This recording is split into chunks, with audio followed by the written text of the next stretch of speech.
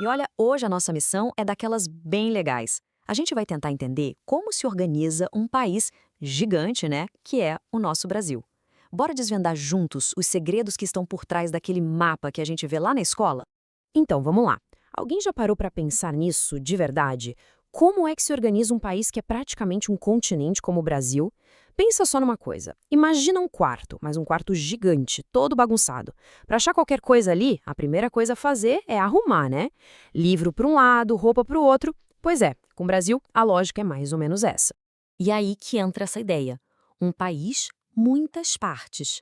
A grande sacada por trás de dividir o Brasil é exatamente essa. A gente separa para conseguir entender melhor.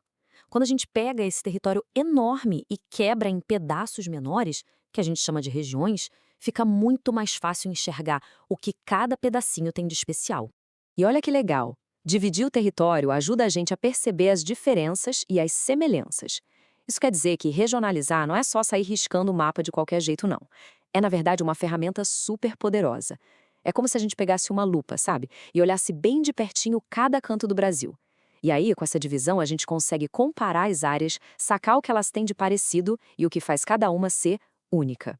Tá, mas por que dividir o território? Para que serve tudo isso na vida real, no nosso dia a dia? Pode parecer só uma coisa de mapa, mas acontece que essa divisão tem motivos bem práticos e super importantes. Vamos ver quais são.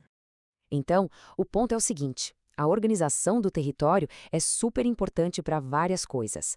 Primeiro, para pensar em políticas públicas, como saúde e educação. O que é isso?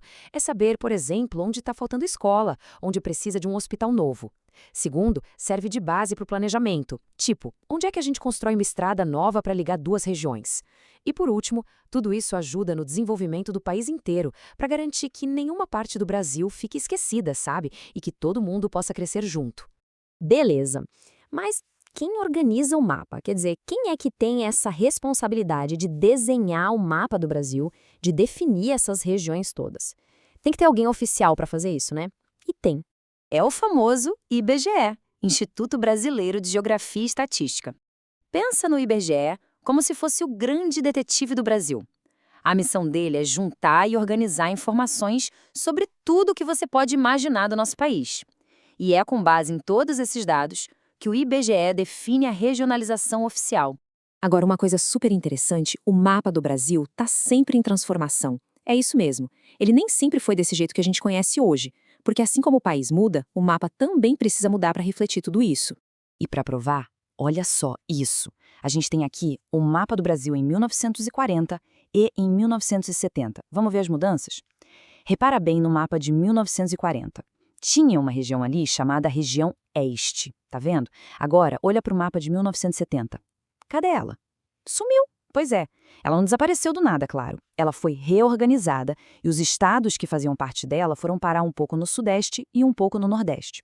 E essas mudanças nas divisões acontecem justamente para refletir as transformações do país. Pensa bem, o Brasil não fica parado no tempo, né? Novos estados são criados, cidades crescem, a economia muda. Então, o mapa precisa ser atualizado para continuar mostrando como o Brasil é de verdade. Então, vamos pular para o mapa de hoje. Aquele que a gente está acostumado a ver por aí, nos livros, na internet. Vamos ver como ficou a divisão atual com as 5 grandes regiões.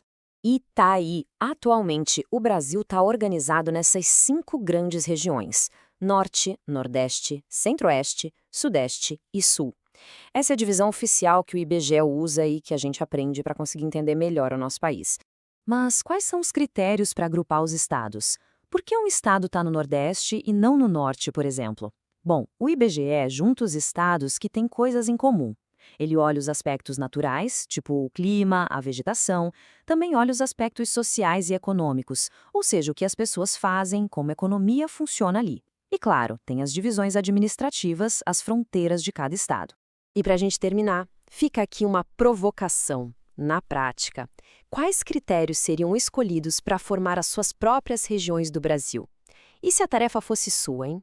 O que seria mais importante? Será que a gente dividiria o país pelos sotaques? Ou pelos tipos de comida?